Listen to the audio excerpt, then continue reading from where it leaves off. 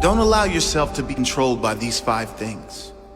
Many people spend their life at the mercy of circumstances, living at the mercy of what happens to them, living at the mercy of other people, not living in the present because they are stuck in the prison of their past. If you want to live a great life, don't allow yourself to be controlled by any of these things.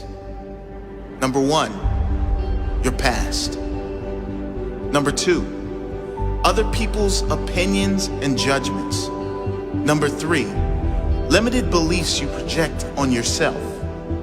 Number 4, relationships. And number 5, money. Number 1, don't allow your past to control your present or your future life. Whatever happened, you must let it go.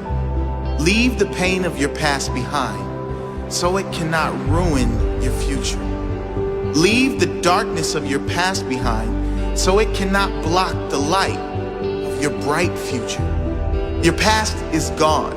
Whatever happened, whether unjust, cruel, harsh, whatever the case, reliving the events will never do you any good. If someone did you wrong, the only way you can win is if you let go and move on. If you live in hate, they win. If you live in the victim story, they win. If you want to win, you must focus on building your future and start right now. Release that weight from your back so you can be free. Don't allow events from the past which are now gone to ruin this moment, which is perfect. This moment, which is now to enjoy, which is ready for you to live fully. Number 2, don't allow other people's opinions and judgments to control the direction of your life. The need to fit in and feel wanted can cause you to travel down paths you don't want to travel. People pleasing is a curse that should be avoided at all costs. Before you do anything, ask yourself, am I doing this because I want to do it? Or because of my fear of judgment from others if I don't? You were born unique for a reason. You were born to stand out, to be appreciated and loved for who you are. Don't dim your light so you fit into the dull background of other people's lives. Shine bright as you are.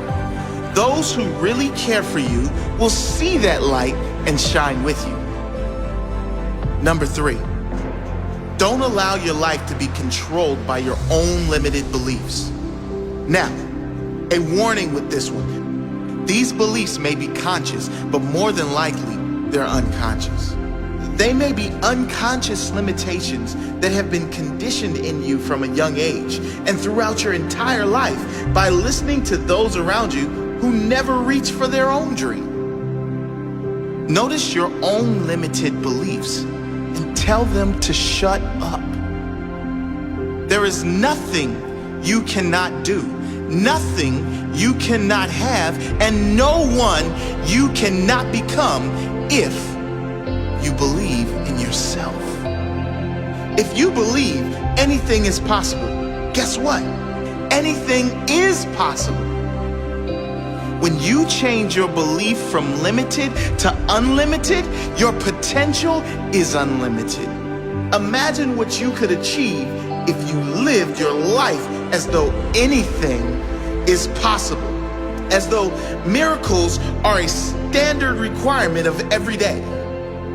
As the saying goes, when there is no enemy within, the enemy outside can do you no harm. When you have nothing inside holding you back, there is nothing outside that can hold you back either. Your entire life will change the very instant you decide to change your mindset. The instant you decide to see everything as a gift.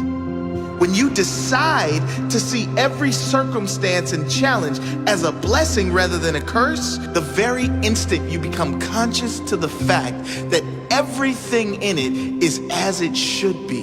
And know that fighting what is insane. Number 4, relationships. A touchy subject. But if you are always needing another to be happy, to feel complete, then you are always one moment away from a breakdown if that person leaves you, or unhappiness if the relationship you are in is not going well. I'm not suggesting to avoid relationships. There is no force on earth that is greater than love and connection. I am talking about those who can't live if they are in a relationship. Those who will be with just about anyone, including all the wrong ones, just to avoid spending a moment being single. What I am saying is to develop enough mental strength that you get to the point where you don't need others to make you happy. You are just as happy being alone as you are in a relationship. And number 5, this is what controls the majority of humans on the planet. And you guess what it is? Money. This does not mean you shouldn't want abundance. It doesn't mean money is evil. You know as well as I do what great things you can do and how many people you can help with money. What this means is, do not allow your decisions to be controlled by money. If you are choosing something only on the factor of how much money is involved, you've just made the wrong decision. What you will find is that when you follow your heart and you lead with your intention to serve others, to give your best to others every single time, when you follow your intuition and truly give your soul, then the money will come. And it will come in far greater amounts than if you simply chase money for the sake of chasing money. So challenge yourself to live the life you want to live, free from being controlled by anything. Find your freedom. Live fully. You know what's really tough? Loving people for who they are. Not who we want them to be. Not who we think they can be. But loving them exactly as they are today. It's tough because we have our own expectations by which we measure others. We focus so much on whether the other person is meeting our standards that we forget to love them for being uniquely flawed and evolving, just like ourselves, perhaps at a different pace, in a different place. But when we actually succeed, when we love someone for who they are, we see how quickly they transform into the greatest, most inspired version of themselves. You see, the truth is that we don't know a thing about the silent battles fought by those we admire. Battles that are perhaps compensated by the very bravado we respect. We do not see the pain hidden behind their smile. We don't see the suffering and loss they've endured. But more importantly, we do not know what wisdom is hidden in the hearts of those who go unnoticed.